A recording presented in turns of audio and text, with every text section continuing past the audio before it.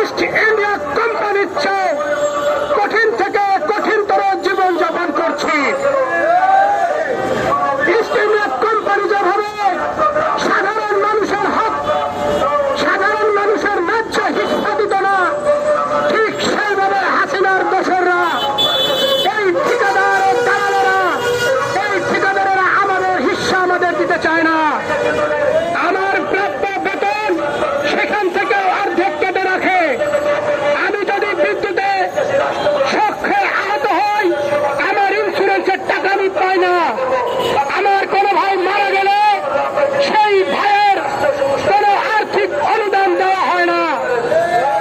এই দাবিগুলো নিয়ে আমরা 2018 সাল থেকে মাঠে লড়ে যাচ্ছি, কিন্তু হাসিনার আমলে আমরা মাঠে দাঁড়াতে পারি নাই। তার পেটোয়া পুলিশ বাহিনী, ছাত্রলীগ, যুবলীগ মিলে আমাদের কণ্ঠরোধ করত। কিছু বললে আমাদেরকে ডিজিএফআই, এনএসআই, ডিবির মাধ্যমে উঠায় নিয়ে যে গুম করে ফেলতো। এই কথা কারোরই অজানা নয়। আজ বিশ্ব মিডিয়া হাসিনার আইনঘরের বর্ণনা শুনে তারাও হতভাগ মরে যাচ্ছে। একটা মানুষ কিভাবে এত নিষ্ঠুর হতে পারে?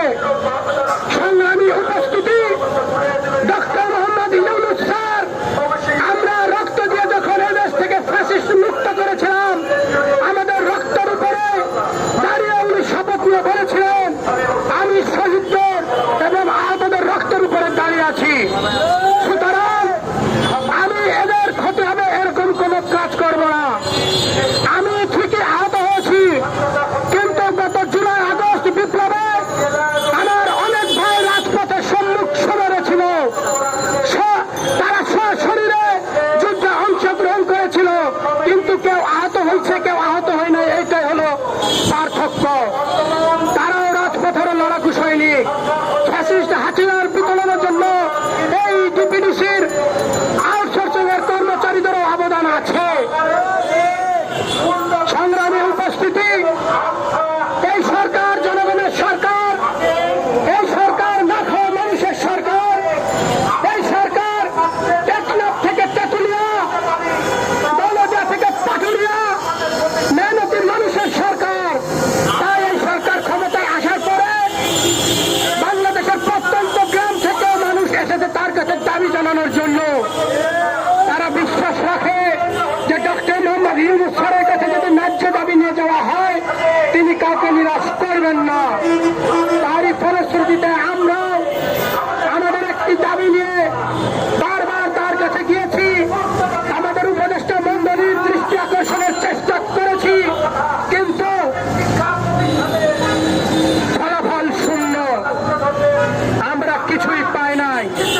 সর্বশেষ 22শে ফেব্রুয়ারি আমরা কেন্দ্রীয় শহীদ মিনারে শহীদ কিশোর ও অলিউল্লাহকে স্মরণ করে আমরা আমাদের শান্তি সমাবেশ শুরু করেছিলাম। যে শান্তি সমাবেশ এক পর্যায়ে ঢাকা বিশ্ববিদ্যালয়ের ভাইরা এসে বলল যে ভাই আমাদের একটি প্রোগ্রাম আছে, আপনারা সহযোগিতা করলে আমাদের প্রোগ্রামটা সফল করতে পারবো।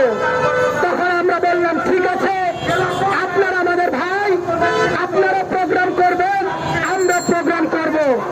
আমরা তাদেরকে সময় এবং জায়গা দিয়ে আমরা প্রেস ক্লাবে অবস্থান করেছিলাম। সারা